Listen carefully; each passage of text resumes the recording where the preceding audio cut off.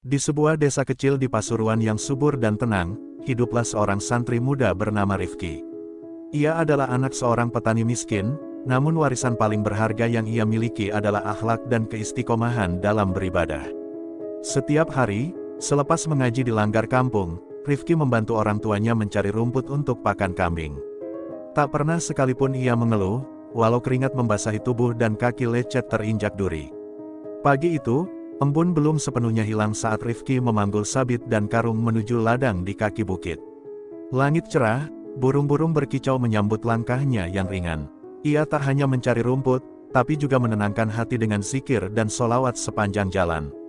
Di tengah kesunyian ladang, ia seringkali bersujud lama, memohon ridha Allah agar hidupnya berkah meski dalam kesederhanaan.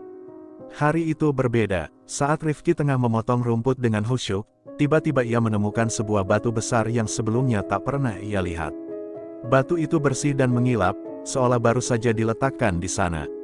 Ia mendekatinya dengan penasaran, dan saat menyentuh permukaannya, terasa hawa hangat menjalar ke tangannya. Ia beristighfar, kemudian membaca ayat kursi. Langit mendadak mendung, angin bertiup pelan membawa harum bunga yang tak dikenal. Dari balik batu, muncul sinar keemasan yang membuat Rifki terbelalak. Perlahan, dari dalam sinar itu, muncul sesosok wanita cantik yang belum pernah ia lihat di dunia ini. Wajahnya bercahaya, matanya jernih, dan tubuhnya berpakaian putih bersih berhiaskan permata. Rifki sontak mundur, tubuhnya gemetar. Tapi wanita itu tersenyum lembut dan menunduk hormat. "Wahai hamba Allah yang tulus, aku adalah hadiah untukmu. Allah mengutusku karena amalmu yang ikhlas dan sabarmu dalam kesulitan." Rifki menatapnya tak percaya. Siapa engkau sebenarnya?" "Aku adalah bidadari dari taman surga. Kau telah dipilih, karena dalam keheningan ladang ini, doamu menembus langit." Rifki masih berdiri terpaku di hadapan wanita bercahaya itu. Hatinya berdebar kencang, bukan karena takut, tapi karena tak ingin salah menyikapi kejadian yang luar biasa ini. Ia menunduk, menahan diri untuk tidak memandang terlalu lama wajah sang bidadari yang begitu indah. "Aku tak pantas menerima hal seperti ini," ucap Rifki lirih. "Aku hanya santri biasa yang tak punya apa-apa." Sang bidadari tersenyum. "Justru karena engkau merasa tak pantas, maka Allah memuliakanmu. Engkau diuji bukan dengan kemiskinan, melainkan dengan anugerah yang tak semua orang mampu menerima." Rifki duduk perlahan di rerumputan, mencoba menenangkan diri. Ia lalu bertanya, "Apa maksudnya engkau menjadi hadiah untukku?" "Aku tak mengerti. Engkau telah berdoa selama bertahun-tahun dalam sunyi, meminta petunjuk dan keberkahan. Dan hari ini, doa itu dikabulkan. Aku akan menjadi pendampingmu, membimbing dan menguatkanmu dalam perjuangan di dunia." Rifki menghela napas panjang. Di satu sisi, ia merasa senang dan terhormat. Tapi di sisi lain, ia khawatir kehadiran makhluk setinggi itu bisa membuatnya sombong atau tergelincir. Ia pun bersujud di hadapan Allah, memohon petunjuk dan perlindungan dari hawa nafsu. Sang bidadari menghormati sikap Rifki. Ia berdiri di dekat batu besar, menjaga jarak dengan penuh adab. Tak ada niat menggoda atau membuat Rifki goyah. Justru ia kagum dengan keteguhan hati sang santri muda. Setelah berdoa, Rifki bangkit dan berkata, "Kalau benar ini adalah ujian dari Allah, maka aku akan menerimanya dengan syarat. Aku ingin engkau tak menampakkan diri di depan siapapun, dan hanya mendampingiku sebagai kekuatan batin, bukan sebagai perhiasan dunia." Sang bidadari mengangguk pelan. "Permintaanmu diterima. Maka mulai hari ini, aku akan berada dalam naungan jiwamu, sebagai cahaya penuntun dalam langkahmu." Langit kembali cerah, angin kembali tenang. Batu besar itu menghilang perlahan, dan sinar keemasan menyatu ke dalam tubuh Rifki.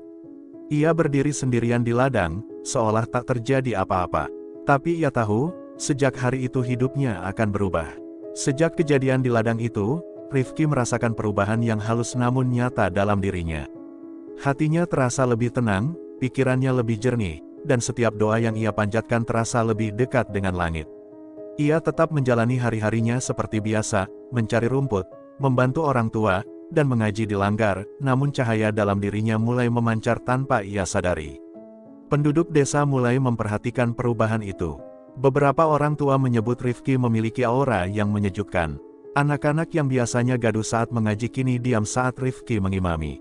Bahkan kambing-kambing di kandang miliknya jadi lebih jinak dan sehat. Semua terjadi tanpa Rifki berusaha menonjolkan diri. Suatu malam, saat Rifki sedang berzikir di musala kecil, ia merasakan kehadiran lembut dalam hatinya. Suara sang bidadari terdengar di dalam jiwa, bukan melalui telinga, tapi melalui getaran ruhani. Wahai hamba Allah, engkau tengah tumbuh menjadi pohon yang kuat. Tapi ingatlah, pohon yang tinggi akan diuji oleh angin yang kencang. Rifki terdiam. Ia tahu bahwa anugerah sebesar ini pasti membawa tanggung jawab besar. Ia pun memperbanyak puasa sunnah, mengurangi tidur malam, dan lebih banyak menghabiskan waktu dalam ibadah sunyi. Ia tidak ingin karunia ini menjadi sebab ia celaka. Namun ujian itu mulai datang dari arah yang tak ia duga. Beberapa pemuda di desa merasa iri. Mereka mulai bergunjing di warung kopi, menyebut Rifki sok alim, pura-pura zuhud, dan mencari perhatian orang-orang tua kampung. Salah satu dari mereka, bernama Salim, bahkan terang-terangan berkata, kalau memang dia suci, buktikan saja. Jangan cuma jadi pahlawan di ladang dan langgar. Rifki tak menanggapi. Ia memilih diam dan terus memohon agar hatinya tak keruh karena fitnah manusia. Tapi sang bidadari di dalam dirinya kembali berbisik, ketika cahaya bersinar, kegelapan akan berusaha menyelimutinya. Bersiaplah, wahai Rifki, hari-hari tenang mulai berubah. Dari balik ladang yang hijau dan langit yang cerah, badai mulai mendekat perlahan. Dan Rifki harus tetap teguh berdiri, dengan iman sebagai perisai, dan bidadari dari langit sebagai cahaya penuntun. Fitnah mulai menyebar di desa kecil itu. Nama Rifki yang dahulu dikenal sebagai santri rajin kini mulai dibumbui tuduhan-tuduhan halus. Dia itu sok suci, padahal siapa tahu di balik diamnya menyimpan ilmu hitam, kata seorang warga di warung kopi. Yang lain menimpali, iya, katanya dia lihat bidadari. Jangan-jangan dia udah kemasukan jin. Kabar itu sampai ke telinga Kiai Sahel, pengasuh langgar tempat Rifki mengaji. Kiai yang bijak itu tak langsung menanggapi, namun ia mengamati dengan mata batin yang tajam. Suatu malam, ia memanggil Rifki dan mengajaknya duduk di serambi. Rifki, ujar sang Kiai, angin sedang bergerak tak menentu di desa ini. Kau menjadi pusat pusarannya. Rifki menunduk, air matanya menetes pelan. Saya hanya ingin tetap menjadi santri, Kiai. Saya tak mencari perhatian siapapun. Kalau saya salah, saya siap ditegur. Kiai Sahel tersenyum, menepuk bahu Rifki. Kadang yang salah bukan pada orang yang bersinar, tapi pada mata yang tak siap menerima cahaya. Sejak malam itu, Rifki semakin waspada. Ia tak lagi berbicara panjang lebar di depan orang, ia menjaga langkah dan pandangannya. Ia tetap membantu warga desa, meski beberapa menolak bantuannya dengan tatapan sinis. Sementara itu, Salim dan dua temannya mulai merencanakan sesuatu. Mereka merasa perlu membuktikan bahwa Rifki hanyalah manusia biasa. Kalau benar dia bersih, mari kita uji. Ajak dia ke tempat angker di hutan bambu. Kita lihat apakah dia tetap suci atau ternyata pengecut seperti lainnya. Di sisi lain, sang bidadari yang hidup di dalam jiwa Rifki mulai terasa gelisah. Ia berbisik lirih, ujian ini bukan sekadar ujian nama, tapi ujian keteguhan. Kau siap diuji dengan rasa takut dan hinaan. Rifki hanya menjawab dalam hati, selama engkau bersamaku, aku tidak sendiri. Hari yang ditentukan pun tiba. Rifki diajak oleh Salim dan teman-temannya ke hutan bambu yang diyakini angker oleh warga. Mereka bilang itu adalah bagian dari gotong royong desa untuk membersihkan makam leluhur. Tapi sesungguhnya, mereka punya niat lain. Malam itu sunyi, langit berawan dan angin dingin menerpa kulit. Di dalam hutan, bayang-bayang mulai bermain dengan mata manusia. Tapi Rifki melangkah tenang, sabit di tangan, tasbih di saku. Ia tidak tahu malam itu akan menjadi awal dari pertempuran besar, bukan melawan makhluk halus, tapi melawan nafsu manusia sendiri. Langkah Rifki mantap menembus semak belukar yang memagari jalan setapak menuju hutan bambu. Salim dan dua temannya, Wahid dan Lukman, berjalan di depan dengan membawa senter seadanya. Malam itu benar-benar senyap, hanya suara serangga dan desir angin yang terdengar. Udara dingin menusuk kulit, namun Rifki tetap tenang, seperti biasa. Ini makam Mbah Gondo, katanya keramat, ucap Salim sambil menunjuk ke sebuah batu tua yang ditutupi lumut. Coba kamu duduk di situ sebentar, Rifki. Kita mau lihat siapa yang paling kuat imannya. Rifki hanya mengangguk. Ia tahu, ini bukan permintaan tulus, tapi tantangan yang sengaja disiapkan. Ia duduk bersila di depan batu tua itu dan mulai melantunkan ayat kursi dalam hati, diiringi istighfar panjang. Sementara itu, Salim dan temannya bersembunyi di balik rumpun bambu, berniat menakut-nakutinya dengan suara dan bayangan. Namun yang terjadi malah sebaliknya. Saat Rifki menunduk khusyuk, tanah di sekitar makam bergetar pelan. Bambu-bambu bergoyang tanpa angin, dan kabut mulai turun tipis. Tiba-tiba, dari balik kabut itu, muncullah bayangan putih berjalan perlahan mendekat Rifki. Salim dan dua temannya yang melihat dari jauh langsung ketakutan. "Astagfirullah, itu bukan kita yang nyamar, kan?" bisik Wahid. "Bukan, aku gak suruh siapa-siapa," jawab Salim panik. Sementara itu, Rifki membuka mata dan melihat sosok perempuan bergaun putih berdiri di depannya. Namun bukan rasa takut yang muncul, justru kedamaian luar biasa yang menyelimuti jiwanya. Perempuan itu adalah sang bidadari, menampakkan diri hanya untuknya, dengan wajah bersinar dan senyum lembut. "Rifki," ujarnya pelan, "kesabaranmu hari ini adalah benteng dari keburukan niat manusia. Aku hadir untuk melindungimu, tapi tak akan mengambil alih pilihanmu. Kau tetap pemegang kendali hidup ini." Rifki menjawab dalam bisik, "Aku tidak takut. Tapi aku tak ingin mereka tersesat karena hasadnya sendiri." Seketika, kabut menghilang. Bayangan sang bidadari lenyap, namun yang tersisa adalah suara keras seperti petir memecah hutan. Salim dan kawan-kawan lari terbirit-birit keluar hutan, wajah mereka pucat pasi. Rifki berdiri perlahan, memanggul tas karung dan sabitnya kembali. Ia menoleh sekali ke arah makam, lalu berbisik lirih, "Terima kasih ya Allah, atas penjagaanmu." Di luar hutan, warga mulai geger karena Salim pulang dengan tubuh gemetar, berkata melihat penampakan dan mendengar suara gaib. Tapi Rifki tetap diam, tak menceritakan apapun. Ia tahu, ujian berikutnya akan lebih berat. Bukan dari luar, tapi dari dalam hatinya sendiri. Keesokan harinya, desa geger. Kabar tentang penampakan di hutan bambu menyebar cepat. Salim, Wahid, dan Lukman bungkam 1000 bahasa, wajah mereka pucat dan tak berani keluar rumah. Orang-orang mulai menduga-duga, ada yang bilang hutan itu memang dihuni makhluk halus, ada juga yang menyebut Rifki punya ilmu, karena ia kembali dari hutan dengan tenang, sementara yang lain ketakutan. Beberapa warga tua justru mendatangi Rifki. Mereka penasaran, namun juga penuh hormat. "Rifki, benar kamu duduk semalaman di makam Mbah Gondo dan tidak kenapa-kenapa?" tanya seorang tetua desa. Rifki hanya tersenyum sopan, "Saya hanya berdoa dan berzikir, Pak. Semua terjadi atas izin Allah." Namun tidak semua orang percaya. Seorang tokoh yang iri, bernama Pak Nur Salim, mantan Modin yang kini tersisih, mendatangi Kiai Sahel dan berkata dengan nada tinggi, "Kiai, saya khawatir Rifki ini membawa pengaruh yang tak jelas. Jangan-jangan dia belajar ilmu gaib." Sudah saatnya ditanya secara terbuka. Kiai Sahel menatap Nur Salim dengan tatapan teduh namun tajam. "Kalau cahaya dari Allah sedang menerangi desa ini, jangan kita padamkan dengan tuduhan. Tapi jika kau ingin bertanya, silakan. Namun jangan menghakimi." Maka disepakatilah pertemuan di langgar malam itu. Warga berkumpul, wajah-wajah penasaran menanti kehadiran Rifki. Di bawah lampu minyak yang redup, Rifki datang dengan baju koko bersih, wajahnya berseri. Ia duduk bersila, tenang seperti biasa. Nur Salim langsung bicara lantang, "Rifki, jelaskan pada kami. Apa yang terjadi di hutan?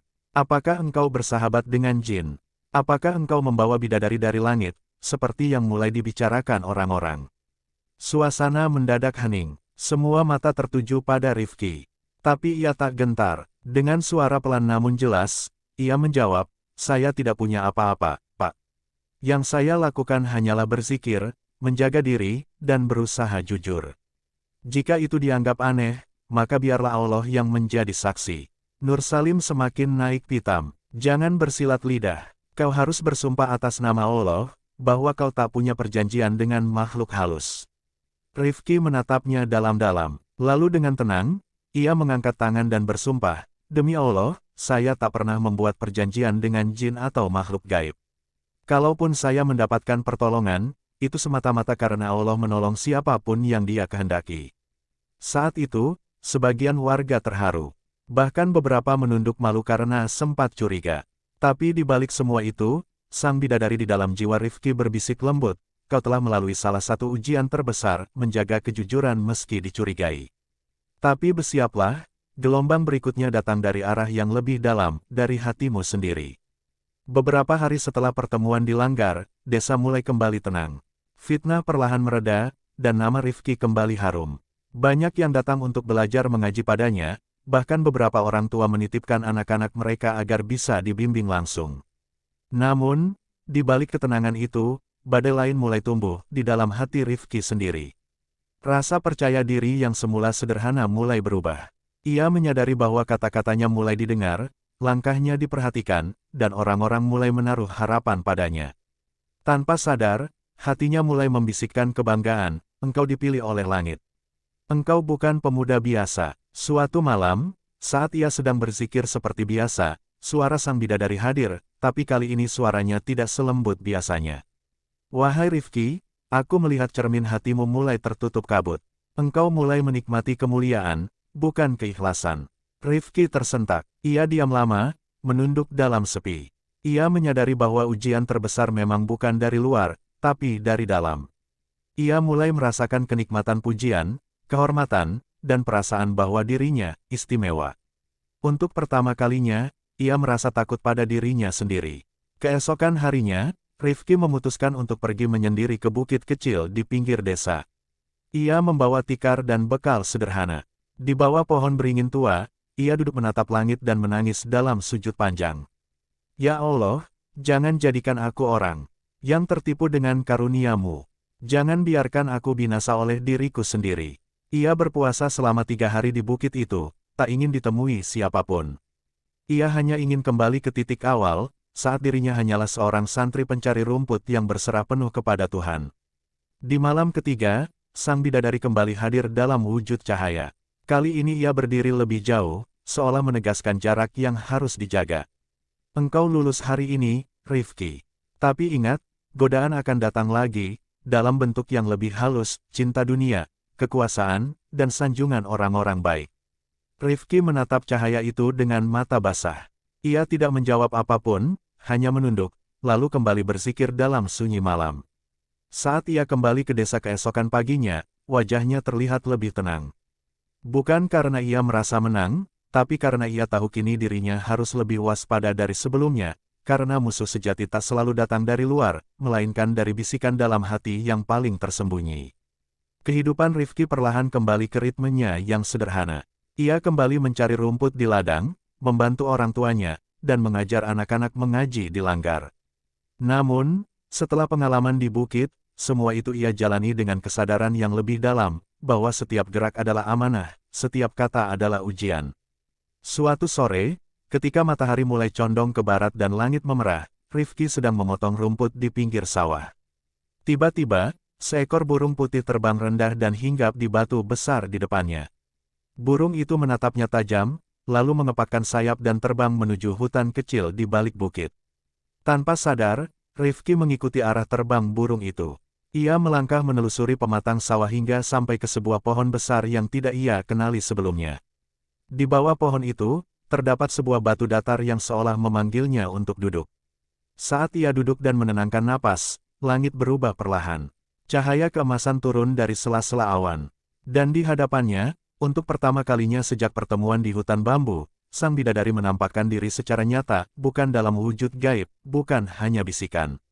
Ia mengenakan gaun putih yang berkilau lembut, wajahnya bercahaya tapi teduh. Rifki terdiam, tubuhnya menggigil, bukan karena takut, tapi karena haru yang tak bisa dijelaskan. Rifki, kata sang bidadari, hari ini engkau dipanggil untuk menerima takdir yang lebih besar. Tapi pilihan tetap ada padamu. Apa maksudnya? Rifki bertanya dengan suara pelan. Langit telah menetapkan peran baru bagimu. Engkau akan menjadi penjaga ladang manusia, ladang yang bukan dari padi, tapi dari jiwa dan akhlak. Namun bila kau merasa belum sanggup, tak ada dosa bagimu untuk kembali ke jalur semula. Rifki terdiam lama. Dalam dadanya, perasaan berkecamuk. Ia hanya ingin hidup sederhana, mengabdi pada orang tua, menjadi santri yang cukup. Tapi di sisi lain, ia tahu takdir besar tak bisa selalu dihindari. Aku takut tak kuat menjaga amanah sebesar itu, katanya jujur. Sang bidadari tersenyum lembut. Ketakutanmu itulah tanda kesiapanmu. Justru yang merasa sanggup seringkali binasa oleh kesombongannya. Setelah keheningan panjang, Rifki mengangguk perlahan. Jika memang ini takdirku, aku terima. Tapi jangan pernah tinggalkan aku. Selama hatimu tetap suci, aku akan selalu bersamamu, jawab sang bidadari. Cahaya itu lalu menghilang pelan, meninggalkan Rifki seorang diri di bawah pohon besar. Tapi kali ini, meski sendiri, ia merasa ditemani oleh kekuatan yang tak terlihat. Ia bangkit, memanggul karung rumputnya, dan melangkah kembali ke desa.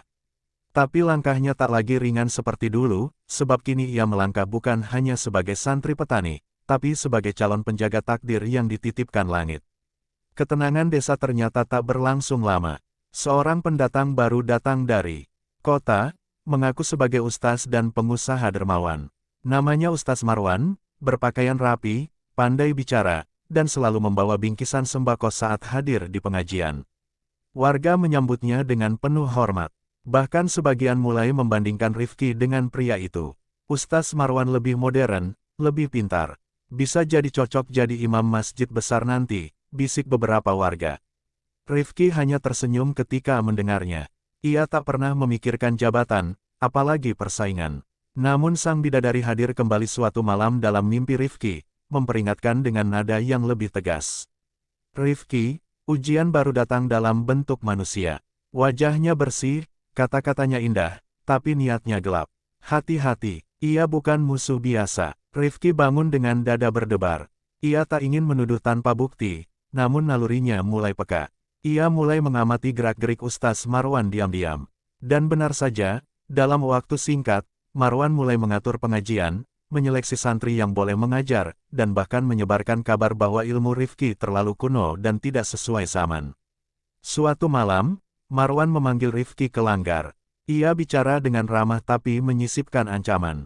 Rifki, kamu anak baik, tapi sudah waktunya kamu istirahat. Biar aku yang bimbing anak-anak sini. Aku bisa bawa mereka ke pesantren modern di kota, bukan hanya ngaji surah-surah pendek. Rifki menunduk hormat. Ilmu bukan soal kota atau desa, Pak Ustaz. Tapi soal adab dan keikhlasan. Kalau Ustaz benar-benar ingin membimbing, saya ikut senang.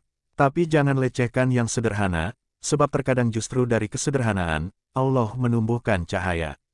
Marwan tersenyum tipis, tapi sorot matanya berubah tajam. Sejak malam itu, ia mulai menyebarkan fitnah baru, bahwa Rifki mendapat karomah dari jin, bahwa ia menyimpan istri gaib yang memberinya kekuatan. Sebagian warga mulai goyah lagi. Namun Rifki tak membalas. Ia hanya memperbanyak zikir dan membantu warga seperti biasa. Ia tahu, musuh sejati tak selalu menyerang dengan pedang, tapi kadang menyusup lewat pujian dan strategi. Di balik semua itu, sang bidadari terus hadir menjaga dalam diam. Ia berkata, tenanglah, Rifki. Allah bersama yang sabar, tapi bersiaplah, karena kebenaran harus disuarakan, bukan hanya disimpan. Malam itu, langit di atas desa dipenuhi bintang. Tapi di bawahnya, pertarungan batin mulai membara, antara cahaya ketulusan dan kelicikan yang menyamar dalam kepalsuan. Fitnah semakin gencar, beberapa warga mulai menjauhi Rifki. Anak-anak yang dulu belajar mengaji padanya kini lebih sering mendatangi rumah Ustaz Marwan, yang telah membangun langgar baru dengan pengeras suara canggih dan sajadah mahal. Bahkan beberapa pemuda mulai memandang Rifki sinis, seolah ia hanyalah bayang-bayang masa lalu. Namun Rifki tetap tegar, ia tak memaksakan diri untuk disukai. Ia hanya terus menjaga ladangnya, merawat orang tuanya, dan memperdalam zikirnya. Ia tahu, bukan manusia yang harus ia puaskan, melainkan Tuhan yang Maha melihat segalanya. Sampai suatu hari, sebuah kejadian mengguncang desa. Ustaz Marwan mengajak beberapa pemuda untuk mengadakan pengajian zikir malam khusus di bukit yang dulu pernah menjadi tempat Rifki menyepi. Tapi saat mereka sampai di sana, langit tiba-tiba berubah muram. Angin bertiup kencang, dan kilat menyambar dari balik awan gelap. Pemuda-pemuda itu ketakutan, tapi Marwan memaksa mereka untuk tetap membaca doa-doa yang aneh, yang tak mereka kenali. Tiba-tiba, dari arah utara bukit, terdengar suara gemuruh seperti deru binatang besar. Seekor sosok hitam menyerupai anjing bertanduk muncul dari balik semak, mengejar rombongan itu hingga mereka berlarian pulang dengan wajah pucat pasi. Keesokan harinya, pemuda yang paling depan dalam rombongan itu datang ke rumah Rifki dengan tubuh gemetar. Mas Rifki, maafkan kami. Ustaz Marwan ternyata bukan ustaz, dia membaca mantra aneh, dan makhluk itu nyata. Warga gempar. Beberapa tokoh desa langsung menuju rumah Marwan, tapi ia sudah pergi, menghilang tanpa jejak. Di langgar barunya ditemukan benda-benda aneh, keris kecil, kemenyan, kitab usang dalam bahasa yang tak dikenal, dan foto-foto warga desa yang sudah dibakar setengah. Kiai Sahel memanggil seluruh warga ke langgar tua.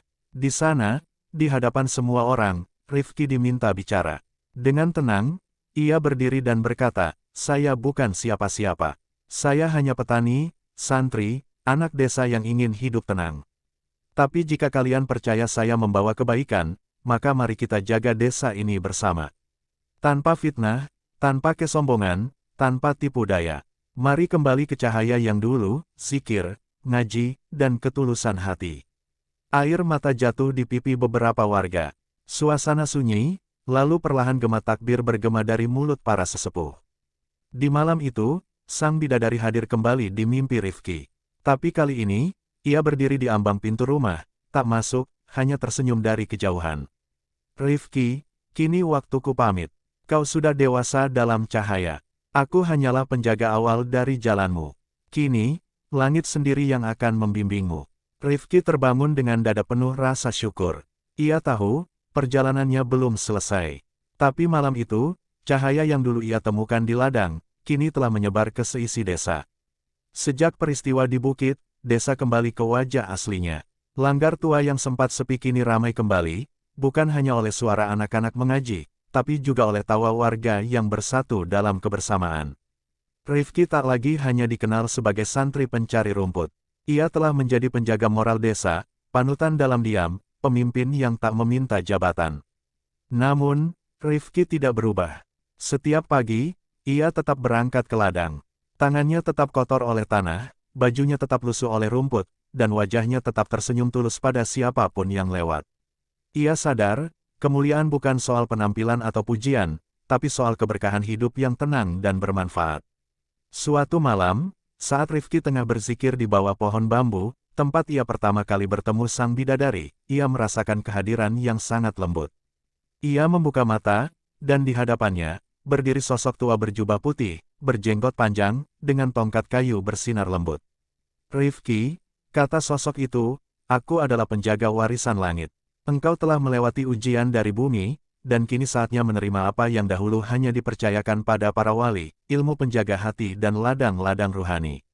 Sosok itu mengulurkan tangan, dan di dalamnya ada sebentuk cincin batu akik biasa. Tapi saat Rifki menerimanya, batu itu memancarkan kilau cahaya biru yang masuk ke dadanya, seolah menyatu dengan napasnya. "Cincin ini bukan azimat, ia hanya pengingat bahwa engkau telah dipilih bukan untuk diagungkan, tapi untuk menghidupkan yang mati, hati-hati manusia yang telah lupa arah," ucap sang sosok bijak. Rifki menunduk, meneteskan air mata. Ia tak merasa layak, tapi ia juga tak ingin lari dari amanah. Keesokan harinya, ia tak menyebutkan apapun tentang cincin itu. Tapi saat ia duduk di langgar, suara bacaannya lebih lembut dari biasanya, dan setiap kata-katanya menembus ke dada siapapun yang mendengarnya. Warga berkata, entah mengapa, ngaji bareng Rifki sekarang bikin adem sampai ke tulang. Tahun-tahun berlalu, Rifki tetap menjadi santri petani, tapi banyak orang datang dari jauh hanya untuk meminta doa atau nasihat. Tak ada yang tahu kisah lengkapnya, dan Rifki tak pernah menceritakannya. Namun di pojok langgar, tergantung sebuah papan kayu bertuliskan, cahaya bisa turun pada siapa saja. Tapi hanya hati yang bersih yang mampu menjaganya. Dan di balik ladang rumput yang ia rawat setiap hari, langit seolah tersenyum, sebab di tanah Pasuruan, telah lahir seorang penjaga bumi yang diberkahi cahaya langit. Cerita Rifki bukan tentang keajaiban besar yang mengguncang dunia, tapi tentang kesetiaan pada kebaikan di tengah kehidupan yang sederhana. Ia hanyalah seorang santri petani, mencari rumput untuk ternak, membantu orang tuanya, dan mengajar mengaji anak-anak desa. Namun justru dari ketulusan itulah, langit memilihnya, bukan karena kehebatannya, tapi karena hatinya yang bersih. Dalam kehidupan ini, seringkali yang dipandang kecil justru menyimpan cahaya paling terang.